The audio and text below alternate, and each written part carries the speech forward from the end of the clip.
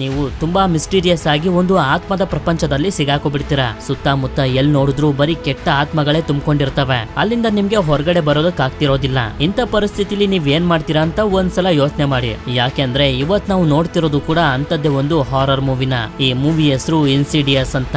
ಈಗ ತುಂಬಾ ಟೈಮ್ ಅನ್ನ ವೇಸ್ಟ್ ಮಾಡದೆ ಈ ಆತ್ಮಗಳ ಪ್ರಪಂಚಕ್ಕೆ ಹೊರಟೋಗೋಣ.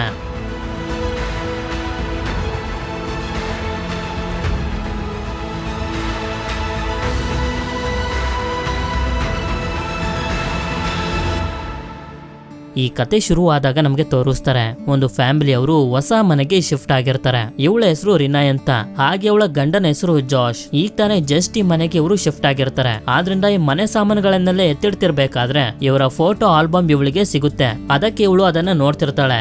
ಅದೇ ಸಮಯಕ್ಕೆ ಇವಳ ಮೊದಲನೇ ಮಗ ಡಾಲ್ಟನ್ ಅಲ್ಲಿಗೆ ಬರ್ತಾನೆ. ಹೀಗೆ ಇವರಿಬ್ರು ಆ ಫೋಟೋ ಆಲ್ಬಮ್ ಅನ್ನ ನೋಡ್ತಿರ್ಬೇಕಾದ್ರೆ ಇವರಿಂದಾನೇ ನಮ್ಗೆ ಗೊತ್ತಾಗುತ್ತೆ ಜಾಶ್ ನ ಸಣ್ಣ ವಯಸ್ಸಿನ ಒಂದು ಫೋಟೋ ಕೂಡ ಇಲ್ಲ ಅಂತ. ಅದಕ್ಕೆ ಒಂದು ಕಾರಣ ಕೂಡ ಇದೆ. ಅದೇನು ಅಂತ ನಮ್ಗೆ ಮುಂದೆ ಗೊತ್ತಾಗುತ್ತೆ.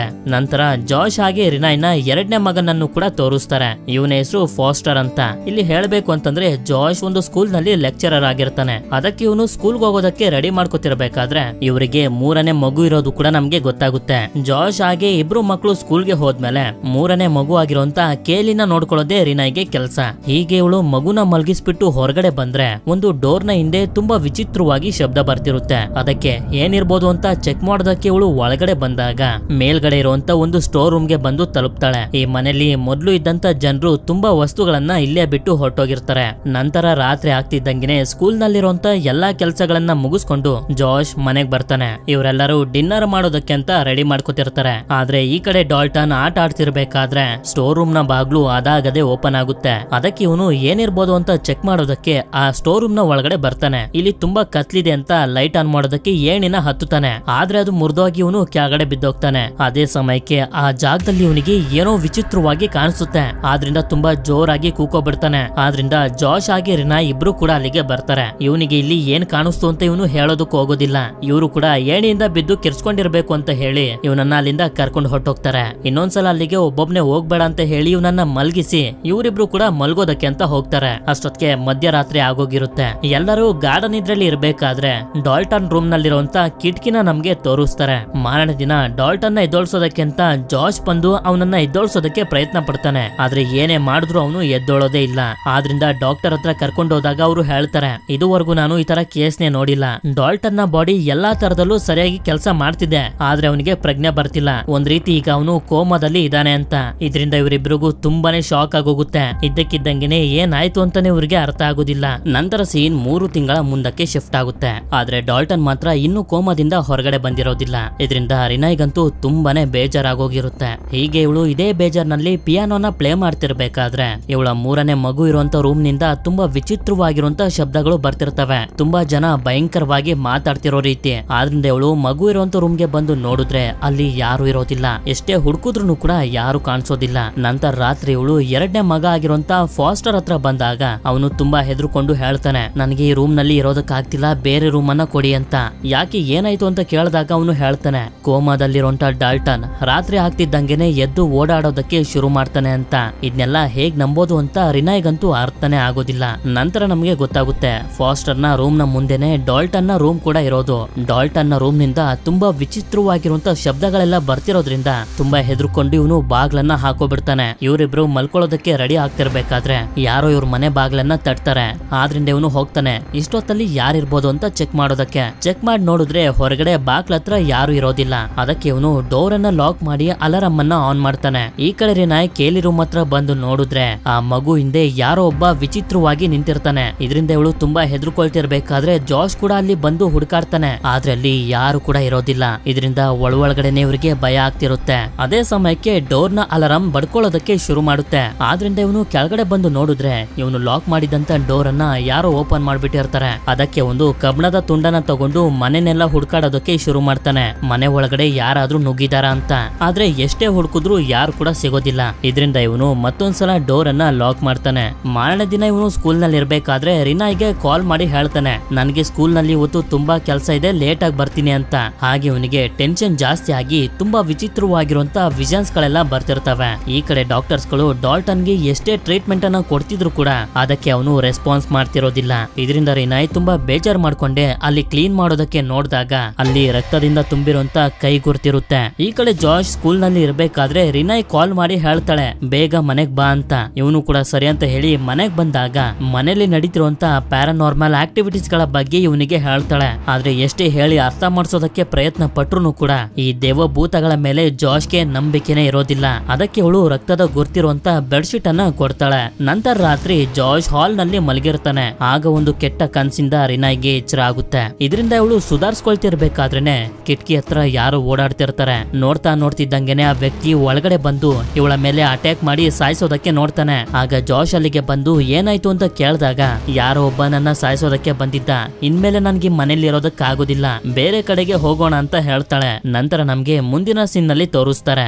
ಜಾರ್ಜ್ ಹಾಗೆ ಅವನ ಫ್ಯಾಮಿಲಿ ಅವರು ಮನೆ ಖಾಲಿ ಮಾಡ್ಕೊಂಡು ಬೇರೆ ಮನೆಗೆ ಬಂದಿರ್ತಾರೆ. ಇಲ್ಲ ನಮ್ಗೆ ಜಾರ್ಜ್ ನ ತಾಯಿ ಲೊರೆನ್ ನ ಕೂಡ ತೋರಿಸ್ತಾರೆ. ಇವರಿಗೆ ಹೆಲ್ಪ್ ಮಾಡೋದಕ್ಕೆ ಅಂತ ಬಂದಿರ್ತಾಳೆ. ಆಗ ಇವಳು ನೋಡ್ತಾಳೆ ಜಾರ್ಜ್ ಫ್ಯಾಮಿಲಿ ಜೊತೆ ಒಂದು ಫೋಟೋನ ತೆಗೆಸ್ಕೊಂಡಿರ್ತಾನೆ. ಅದನ್ನ ನೋಡಿ ಇವಳಿಗೆ ತುಂಬಾನೇ ಶಾಕ್ ಆಗುತ್ತೆ. ಇದಕ್ಕೆ ಒಂದು ರೀಸನ್ ಕೂಡ ಇದೆ. ಹಾಗೆ ಇವಳಿಗೆ ಯಾವ್ದೋ ಒಂದು ವಿಷಯ ಗೊತ್ತಿದೆ ಅಂತ ನಮ್ಗೆ ಅನ್ಸೋದಕ್ಕೆ ಶುರು ಆಗುತ್ತೆ. ಹೀಗೆ ರಿನಾಯ್ ಕೆಲ್ಸನ ಮಾಡ್ತಾ ಮನೆ ಸಾಮಾನುಗಳನ್ನ ಒಳಗಡೆ ತಂದು ಇಡ್ತಿರ್ಬೇಕಾದ್ರೆ ಕಿಟಕಿಲಿ ನೋಡ್ತಾಳೆ ಯಾವ್ದೋ ಒಬ್ಬ ಹುಡುಗ ಡ್ಯಾನ್ಸ್ ಆಡ್ತಿರ್ತಾನೆ. ಆದ್ರೆ ಸಡನ್ ಆಗಿ ಮಾಯ ಕೂಡ ಆಗೋಗ್ತಾನೆ. ಅದಕ್ಕೆ ಆ ಹುಡುಗ ಯಾರಿರ್ಬೋದು ಅಂತ ಚೆಕ್ ಮಾಡೋದಕ್ಕೆ ಇವಳು ಒಳಗಡೆ ಬರ್ತಾಳೆ. ಆದ್ರೆ ಅಲ್ಲಿ ಯಾರು ಇರೋದಿಲ್ಲ. ಹೀಗೆ ಆ ಹುಡುಗನ್ನ ಹುಡುಕ್ತಾ ಒಂದು ರೂಮ್ ನ ಒಳಗಡೆ ಬಂದಾಗ ಈ ಮನೆಯಲ್ಲೂ ಕೂಡ ಪ್ಯಾರಾನಾರ್ಮಲ್ ಆಕ್ಟಿವಿಟೀಸ್ ಗಳು ನಡೆಯೋದಕ್ಕೆ ಶುರು ಆಗ್ತವೆ. ಅದೇ ಸಮಯಕ್ಕೆ ಡಾಲ್ಟನ್ ನ ರೂಮ್ ನಿಂದ ಶಬ್ದಗಳು ಬರ್ತಿರ್ತವೆ. ಇದರಿಂದ ಇವಳು ಆ ರೂಮ್ ಗೆ ಬಂದು ನೋಡಿದಾಗ ಒಂದು ಕಬೋರ್ಡ್ ನ ಕೆಳಗಡೆ 2 ಕಾಲುಗಳು ಕಾಣಿಸ್ತಿರ್ತವೆ. ಅದನ್ನ ನೋಡೋದಕ್ಕೆ ಅಂತ ಹೋದಾಗ ಕಬೋರ್ಡ್ ನಿಂದ ಒಬ್ಬ ಹುಡುಗ ಹೊರಗಡೆ ಬಂದು ಅಲ್ಲಿಂದ ಓಡೊಂಟೋಗ್ತಾನೆ. ಅಂದ್ರೆ ಈ ಮನೆಯಲ್ಲೂ ಕೂಡ ಪ್ಯಾರಾನಾರ್ಮಲ್ ಆಕ್ಟಿವಿಟೀಸ್ ಗಳು ನಡೆಯೋದಕ್ಕೆ ಶುರು ಆಗಿದಾವೆ ಅಂತ.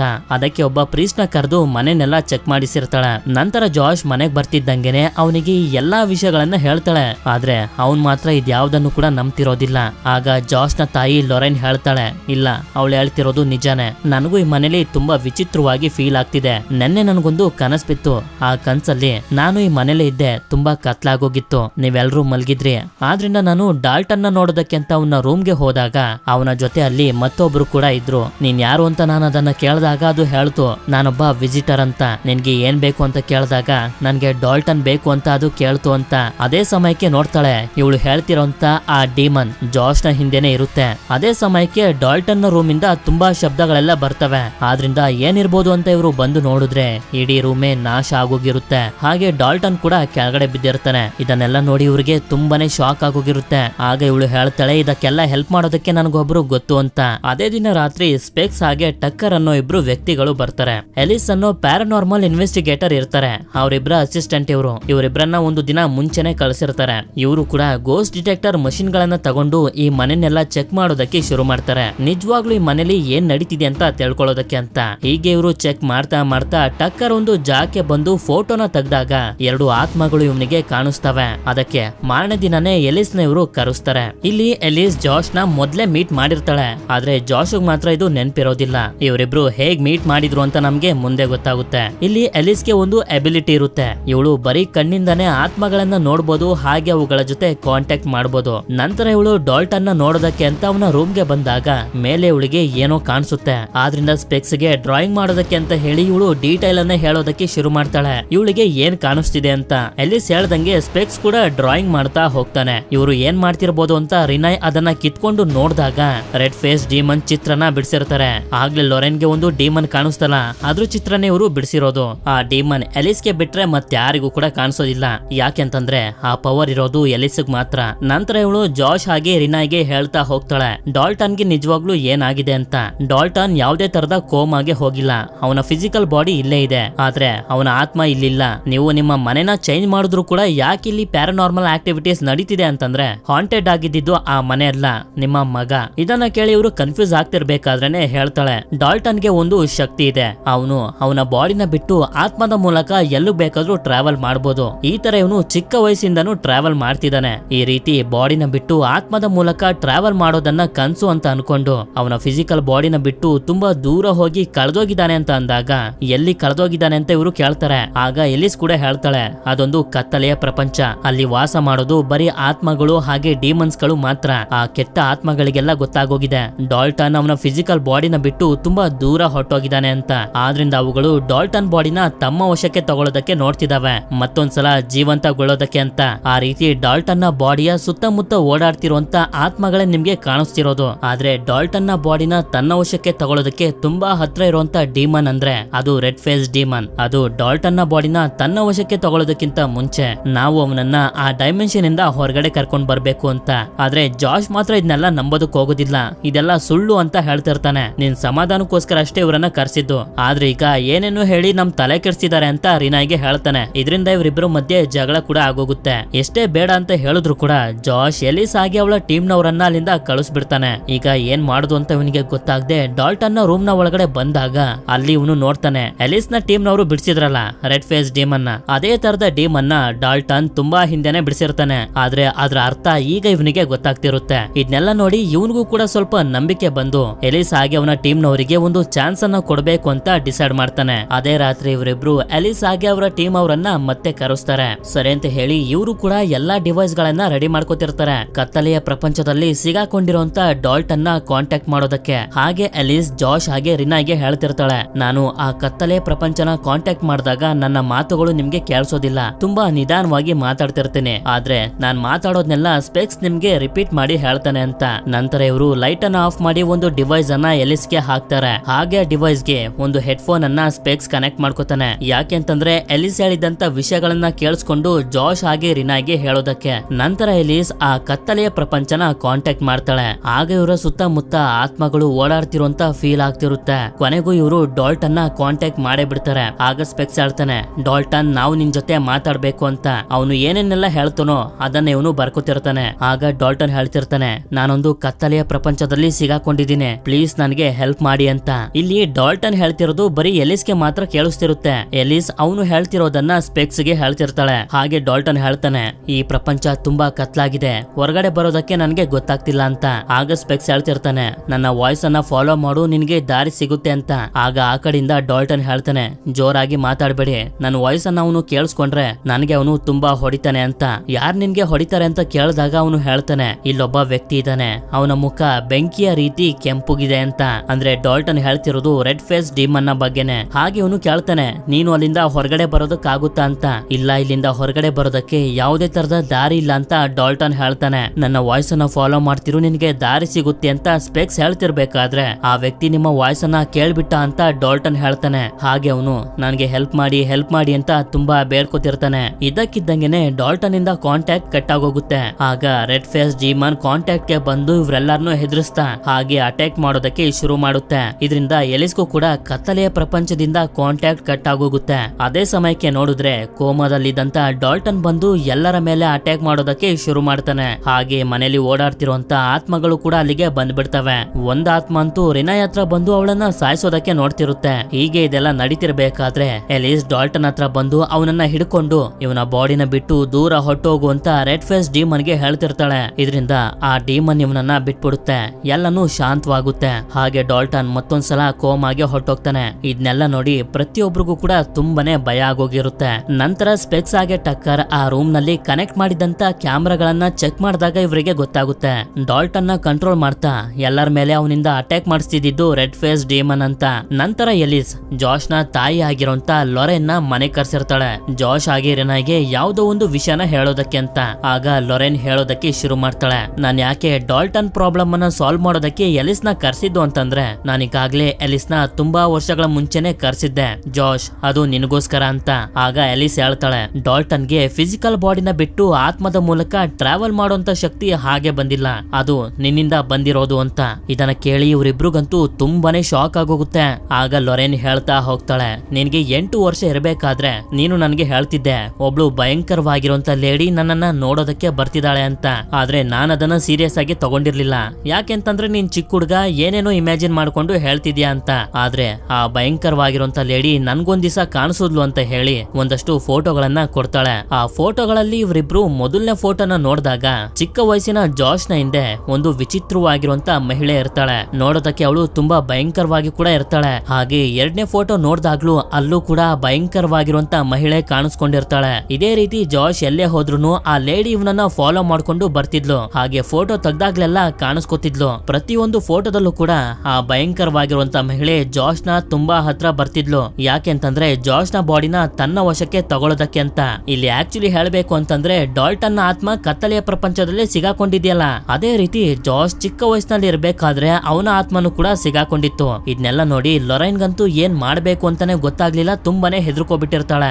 ಆಗ ಇವಳು ಮೀಟ್ ಮಾಡಿದ್ದೆ ಎಲಿಸ್ ನ. ಎಲಿಸ್ ಜಾಶ್ ನ ಈ ಪ್ರಾಬ್ಲಮ್ ಇಂದ ಸೇವ್ ಮಾಡಿರ್ತಾಳೆ. ಅಂದ್ರೆ ಆ ಮಹಿಳೆನ ಜಾಶ್ ಇಂದ ದೂರ ಹೋಗೋ ರೀತಿ ಮಾಡಿರ್ತಾಳೆ. ಆದ್ರೆ ಜಾಶ್ಗೆ ಇದ್ಯಾವುದು ನೆನಪೇ ಇರೋದಿಲ್ಲ.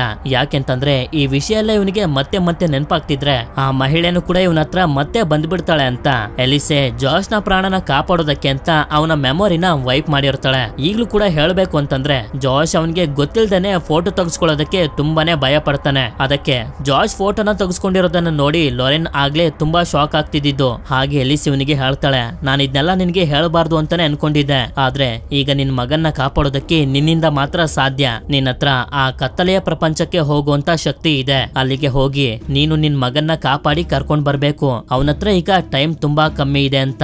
ಎಲಿಸ್ಗೆ ಈಗ ಪ್ರಪಂಚಕ್ಕೆ ಹೋಗುವಂತ ಶಕ್ತಿ ಇರೋದಿಲ್ಲ, ಯಾಕೆಂದ್ರೆ ಇವಳಿಗೆ ವಯಸ್ಸಾಗಿರುತ್ತೆ. ಅದಕ್ಕೆ ಜಾಶ್ ಕೂಡ ಸರಿ ಅಂತ ಹೇಳಿ ಒಪ್ಕೋತಾನೆ. ನಂತರ ಜಾಶ್ ನ ಕೂರ್ಸಿ ಎಲಿಸ್ ಒಂದು ಡಿವೈಸ್ ಅನ್ನ ಆನ್ ಮಾಡಿ ಈ ಡಿವೈಸ್ ನ ಸೌಂಡ್ ಮೇಲೆ ಮಾತ್ರ ಫೋಕಸ್ ಮಾಡು ಅಂತ ಹೇಳ್ತಾಳೆ. ಇವನು ಕೂಡ ಕಣ್ಮುಚ್ಕೊಂಡು ಫೋಕಸ್ ಅನ್ನ ಮಾಡ್ತಿರ್ಬೇಕಾದ್ರೆ ನಿನ್ ಕೈಲಿ ಆಗುತ್ತೆ, ಕತ್ತಲೆಯ ಪ್ರಪಂಚಕ್ಕೆ ಹೋಗ್ಬೋದು ಅಂತ ಇವಳು ಮೋಟಿವೇಟ್ ಮಾಡ್ತಿರ್ತಾಳೆ. ಸ್ವಲ್ಪ ಹೊತ್ತಿನ ನಂತರ ಇವನು ಕಣ್ಣನ್ನ ಬಿಟ್ಟಾಗ ಇದೆಲ್ಲ ಬರೀ ಸುಳ್ಳು ಅಂತ ಅನ್ಕೋತಿರ್ತಾನೆ. ಆದ್ರೆ ನಂತರ ಇವನಿಗೆ ಗೊತ್ತಾಗುತ್ತೆ ಇವನ್ ನಿಜವಾಗ್ಲೂ ಆ ಕತ್ತಲೆಯ ಪ್ರಪಂಚ ಅಂದ್ರೆ ಆತ್ಮಗಳ ಪ್ರಪಂಚಕ್ಕೆ ಬಂದ್ಬಿಟ್ಟಿದ್ದಾನೆ ಅಂತ.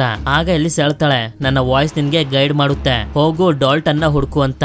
ಇವನು ಕೂಡ ಒಂದು ಲ್ಯಾಂಟರ್ ನ ಸಹಾಯದಿಂದ ಆ ಕತ್ಲೆಯಲ್ಲಿ ಡಾಲ್ಟನ್ ನ ಹುಡ್ಕೋದಕ್ಕೆ ಶುರು ಮಾಡ್ತಾನೆ. ಒಂದು ಜಾಗದಲ್ಲಿ ಇವನಿಗೆ ಡಾಲ್ಟನ್ ಕಾಣಿಸ್ತಾನೆ, ಆದ್ರೆ ಅವನ ಅಲ್ಲಿಂದ ಓಡಂಟೋಗ್ತಾನೆ. ಹೀಗೆ ಇವನು ಮುಂದೆ ನೋಡಿದಾಗ ಇವರು ಬಿಟ್ಟು ಬಂದಿರುವಂತ ಹಳೆಯ ಮನೆ ಇರುತ್ತೆ. ಅಂದ್ರೆ ಮೊದಲನೇ ಸಲ ಪ್ಯಾರಾನಾರ್ಮಲ್ ಆಕ್ಟಿವಿಟಿ ಎಲ್ಲ ಶುರು ಆಯ್ತಲ್ಲ ಆ ಮನೆ. ನಂತರ ಇವನು ಮನೆಯ ಒಳಗಡೆ ಎಂಟರ್ ಆಗ್ತಿದ್ದಂಗೆನೆ ಒಂದು ಲೇಡಿಯ ಆತ್ಮನ ನೋಡ್ತಾನೆ. ಅವರನ್ನ ಮಾತಾಡ್ಸೋದಕ್ಕೆ ಅಂತ ಫಾಲೋ ಮಾಡ್ಕೊಂಡ್ ಬಂದಾಗ ಒಂದು ರೂಮ್ಗೆ ಬರ್ತಾನೆ. ಅಲ್ಲಿ ನೋಡಿದ್ರೆ ಮತ್ತೊಬ್ಳು ಲೇಡಿ ಅಳ್ತಾ ನಿಂತಿರ್ತಾಳೆ. ಇವನು ಅವರನ್ನ ಮಾತಾಡ್ಸೋದಕ್ಕೆ ಪ್ರಯತ್ನ ಪಡ್ತಿರ್ಬೇಕಾದ್ರೆ ಹಿಂದೆ ಒಬ್ಬ ಹುಡುಗ ಓಡೋಗ್ತಾನೆ. ಆ ಕಡೆ ತಿರುಗಿ ಈ ಕಡೆ ತಿರ್ಗೋಷ್ಟರಲ್ಲಿ ಆ ಲೇಡಿನೂ ಕೂಡ ಮಾಯ ಆಗೋಗಿರ್ತಾಳೆ. ಹೀಗೆ ಇವನು ಡಾಲ್ಟನ್ ನ ಹುಡುಕಾಡ್ತಿರ್ಬೇಕಾದ್ರೆ ವಿಜಲ್ ನ ಸೌಂಡ್ ಕೇಳಿಸುತ್ತೆ. ಅದಕ್ಕೆ ಕೆಳಗಡೆ ಬಂದು ನೋಡಿದ್ರೆ ಒಂದು ಫ್ಯಾಮಿಲಿ ಅವರು ಅಲ್ಲಿ ಕುಂತಿರ್ತಾರೆ. ಆದ್ರೆ ಅವ್ರು ಯಾರು ಕೂಡ ಒಂದು ಸಣ್ಣ ಮೂವ್ಮೆಂಟ್ ಅನ್ನು ಕೂಡ ಮಾಡ್ತಿರೋದಿಲ್ಲ. ಅದಕ್ಕೆ ಆಶ್ಚರ್ಯದಿಂದ ಇವನು ಅವರನ್ನ ನೋಡಿದಾಗ ತುಂಬಾ ಭಯ ಆಗಿ ಅಲ್ಲಿಂದ ಮುಂದೆ ಬರ್ತಾನೆ. ಅಲ್ಲಿ ನೋಡಿದ್ರೆ ಒಬ್ಳು ಹುಡುಗಿ ಗನ್ನನ್ನ ಹಿಡ್ಕೊಂಡು ಕುಂತಿರ್ತಾಳೆ. ಅವಳನ್ನು ಕೂಡ ಮಾತಾಡ್ಸೋದಕ್ಕೆ ಪ್ರಯತ್ನ ಪಡ್ತಾನೆ. ಆದ್ರೆ ಒಂದು ಸೌಂಡ್ ಕೇಳಿಸ್ತು ಅಂತ ಮುಂದೆ ಬಂದು ನೋಡಿದ್ರೆ ಗನ್ ಹಿಡ್ಕೊಂಡಿದ್ದಂತ ಆ ಹುಡುಗಿ 3 ಜನ ಇದ್ದಂತ ಆ ಫ್ಯಾಮಿಲಿ ಅವರನ್ನ ಸಾಯಿಸ್ಬಿಟ್ಟಿರ್ತಾಳೆ. ಇದನ್ನ ಇವನು ನೋಡ್ತಿರ್ಬೇಕಾದ್ರೆ ಸಡನ್ ಆಗಿ ಅವರೆಲ್ಲರೂ ಇವನನ್ನ ಹೆದರ್ಸ್ಬಿಡ್ತಾರೆ. ಅದಕ್ಕೆ ಇವನು ಅಲ್ಲಿಂದ ಮುಂದೆ ಮೇಲೆ ಬಂದಾಗ ಒಂದು ರೆಡ್ ಡೋರ್ ಕಾಣಿಸುತ್ತೆ. ಅದೇ ಸಮಯಕ್ಕೆ ಒಂದು ಆತ್ಮ ಬಂದು ಇವನನ್ನ ಸಾಯಿಸೋದಕ್ಕೆ ಪ್ರಯತ್ನ ಪಡ್ತಿರುತ್ತೆ. ಇದು ಮಾಮೂಲಿ ಪ್ರಪಂಚದಲ್ಲಿರುವಂತ ಎಲಿಸ್ಗೂ ಕೂಡ ಗೊತ್ತಾಗುತ್ತೆ. ಆದ್ರಿಂದ ಅದರ ಜೊತೆ ಫೈಟ್ ಮಾಡುವಂತ ಜಾಶ್ಗೆ ಮೋಟಿವೇಟ್ ಮಾಡ್ತಿರ್ತಾಳೆ. ಅದಕ್ಕೆ ಜಾಶ್ ಕೂಡ ಅದನ್ನ ದೂರಕ್ಕೆ ತಳ್ದಾಗ ಅದು ಅಲ್ಲಿಂದ ಮಾಯ ಆಗೋಗುತ್ತೆ. ನಂತರ ಆ ರೆಡ್ ಡೋರ್ ನ ಒಳಗಡೆ ಎಂಟರ್ ಆಗ್ತಾನೆ. ಆ ಜಾಗದಲ್ಲಿ ಡಾಲ್ಟನ್ ಬಿಡಿಸಿರುವಂತ ಚಿತ್ರಗಳ ತರನೇ ತುಂಬಾ ವಸ್ತುಗಳೆಲ್ಲ ಇರ್ತವೆ. ಆಗ ಆ ಜಾಗದಲ್ಲಿ ಡಾಲ್ಟನ್ ಅಳ್ತಿರ್ತಾನೆ. ಆದ್ರಿಂದ ಸೌಂಡ್ ಅನ್ನ ಕೇಳಿಸ್ಕೊಂಡು ಇವನು ಮುಂದೆ ಬಂದು ನೋಡಿದ್ರೆ ಡಾಲ್ಟನ್ ಅಲ್ಲೇ ಇರ್ತಾನೆ. ಇವರಿಬ್ರು ಒಬ್ರನ್ನೊಬ್ರು ನೋಡಿ ತುಂಬಾನೇ ಖುಷಿ ಪಡ್ತಾರೆ. ಆದ್ರೆ ಡಾಲ್ಟನ್ ಬಂದಿ ಆಗಿರ್ತಾನೆ. ಆದ್ರಿಂದ ಅವನನ್ನ ಬಿಡಿಸ್ತಿರ್ಬೇಕಾದ್ರೆ ನೋಡ್ತಾನೆ ಆ ರೆಡ್ ಫೇಸ್ ಡೀಮನ್ ಕೂಡ ಇಲ್ಲೇ ಇರುತ್ತೆ. ಪಪೆಟ್ ಗಳನ್ನ ಅಂದ್ರೆ ಗೊಂಬೆಗಳನ್ನ ಮಾಡ್ತಿರುತ್ತೆ. ಆದ್ರಿಂದ ಇವನು ಡಾಲ್ಟನ್ಗೆ ಧೈರ್ಯ ಹೇಳಿ ಕಾಲಿನ ಚೈನ್ ಅನ್ನ ಬಿಡಿಸ್ತಾನೆ. ಆದ್ರೆ ಆ ಡೀಮನ್ ಕೂಡ ಇವರನ್ನೇ ನೋಡ್ತಿರುತ್ತೆ. ಆಗ ಅದು ಸಡನ್ ಆಗಿ ಬಂದು ಜಾಶ್ ನ ಮೇಲೆ ಅಟ್ಯಾಕ್ ಮಾಡಿ ಸಾಯಿಸೋದಕ್ಕೆ ಅಂತ ನೋಡ್ತಿರುತ್ತೆ. ಇದು ಜಾಶ್ ನ ಫಿಸಿಕಲ್ ಬಾಡಿ ಮೇಲೂ ಕೂಡ ಎಫೆಕ್ಟ್ ಆಗ್ತಿರುತ್ತೆ. ನಂತರ ಜಾಶ್ ಹಾಗೆ ಡಾಲ್ಟನ್ ಅದರಿಂದ ತಪ್ಪಿಸ್ಕೊಂಡು ಮುಂದೆ ಬಂದು ಈ ಮನೆಯಿಂದನೇ ಹೊರಗಡೆ ಹೋಗೋದಕ್ಕೆ ನೋಡ್ತಿರ್ತಾರೆ. ಇದು ಎಲಿಸ್ಗೂ ಕೂಡ ಗೊತ್ತಾಗುತ್ತೆ ಅವರಿಬ್ರು ಹೊರಗಡೆ ಬರ್ತಿದ್ದಾರೆ ಅಂತ. ಹೀಗೆ ಇವರಿಬ್ರು ಅಲ್ಲಿಂದ ಹೊರಗಡೆ ಬರ್ತಿರ್ಬೇಕಾದ್ರೆ ಅಲ್ಲಿರುವಂತ ಕೆಟ್ಟ ಆತ್ಮಗಳೆಲ್ಲ ಇವರ ಮೇಲೆ ಅಟ್ಯಾಕ್ ಮಾಡ್ತಿರುತ್ತೆ. ಇದೆಲ್ಲ ಜಾಶ್ ನ ಫಿಸಿಕಲ್ ಬಾಡಿ ಮೇಲೂ ಕೂಡ ಎಫೆಕ್ಟ್ ಆಗ್ತಿರುತ್ತೆ. ಹಾಗೆ ಇವರೆಲ್ಲರೂ ಇರುವಂತ ಮನೆಯಲ್ಲಿ ಲೈಟ್ ಗಳು ಆಫ್ ಆಗೋಗ್ತವೆ. ಇವರಿಬ್ರು ಹೊರಗಡೆ ಬರ್ತಿರ್ಬೇಕಾದ್ರೆ ರಿನೈನ ವಾಯ್ಸ್ ಕೇಳಿಸುತ್ತೆ. ಆದ್ರಿಂದ ಎಲ್ಲಾ ಆತ್ಮಗಳಿಂದ ತಪ್ಪಿಸ್ಕೊಂಡು ಅವಳ ವಾಯ್ಸ್ ಅನ್ನ ಫಾಲೋ ಮಾಡ್ಕೊಂಡು ಹೋಗೋದಕ್ಕೆ ಶುರು ಮಾಡ್ತಾರೆ. ಈ ಕಡೆ ಇವರಿರುವಂತ ಮನೆಯಲ್ಲಿ ತುಂಬಾ ವಿಚಿತ್ರವಾಗಿರುವಂತ ಶಬ್ದಗಳೆಲ್ಲ ಕೇಳಿಸ್ತಿರ್ತವೆ. ಅದಕ್ಕೆ ಚೆಕ್ ಮಾಡೋದಕ್ಕೆ ಅಂತ ಸ್ಪೆಕ್ಸ್ ಹೋದಾಗ ಒಂದು ಡ್ರಾಯರ್ ಓಪನ್ ಆಗಿರುತ್ತೆ. ಅದನ್ನ ಕ್ಲೋಸ್ ಮಾಡೋದಕ್ಕೆ ಅಂತ ಹೋದಾಗ ಒಂದು ಕೈ ಅಟ್ಯಾಕ್ ಮಾಡ್ಬಿಡುತ್ತೆ. ಡಾಲ್ಟನ್ ಸೇಫ್ ಆಗಿದ್ದಾನ ಅಂತ ಇವರು ನೋಡೋದಕ್ಕೆ ಬಂದಾಗ ಕೆಟ್ಟ ಆತ್ಮಗಳೆಲ್ಲ ಬಂದು ಇವರ ಮೇಲೆ ಅಟ್ಯಾಕ್ ಮಾಡೋದಕ್ಕೆ ಶುರು ಮಾಡ್ತವೆ. ಅಂದ್ರೆ ಕತ್ತಲೆಯ ಪ್ರಪಂಚದಲ್ಲಿರುವಂತ ಆ ಆತ್ಮಗಳೆಲ್ಲ ಇಲ್ಲಿಗೆ ಬರ್ತಿದಾವೆ ಅಂತ. ಈ ಕಡೆ ಇವರಿಬ್ರು ರಿನಾಯ್ ವಾಯ್ಸ್ ಅನ್ನ ಫಾಲೋ ಮಾಡ್ಕೊಂಡು ಈಗ ಇವರು ಪ್ರೆಸೆಂಟ್ ನಲ್ಲಿರುವಂತ ಮನೆ ಹತ್ರ ಬರ್ತಾರೆ. ಆದ್ರೆ ಇವರ ಜೊತೆ ರೆಡ್ ಫೇಸ್ ಡೀಮನ್ ಕೂಡ ಬಂದ್ಬಿಟ್ಟಿರುತ್ತೆ. ಅದು ಡಾಲ್ಟನ್ ನ ಮೇಲೆ ಅಟ್ಯಾಕ್ ಮಾಡೋದಕ್ಕೆ ಪ್ರಯತ್ನ ಪಡ್ತಿರುತ್ತೆ. ಈ ಕಡೆ ಜಾಶ್ ಇರುವಂತ ಜಾಗಕ್ಕೆ ಇವನು ಚಿಕ್ಕವನಿರ್ಬೇಕಾದ್ರೆ ಒಂದು ಭಯಂಕರವಾಗಿರುವಂತ ಲೇಡಿ ಇವನಿಗೆ ಕಾಣಿಸ್ಕೊತಿದ್ಲಲ್ಲ, ಆ ಲೇಡಿ ಇಲ್ಲೂ ಕೂಡ ಇವನಿಗೆ ಕಾಣಿಸ್ಕೊತಾಳೆ. ಆದ್ರೆ ಜಾಶ್ ಮಾತ್ರ ಅವಳನ್ನ ನೋಡಿ ಹೆದರ್ಕೊಳ್ಳೋದಿಲ್ಲ.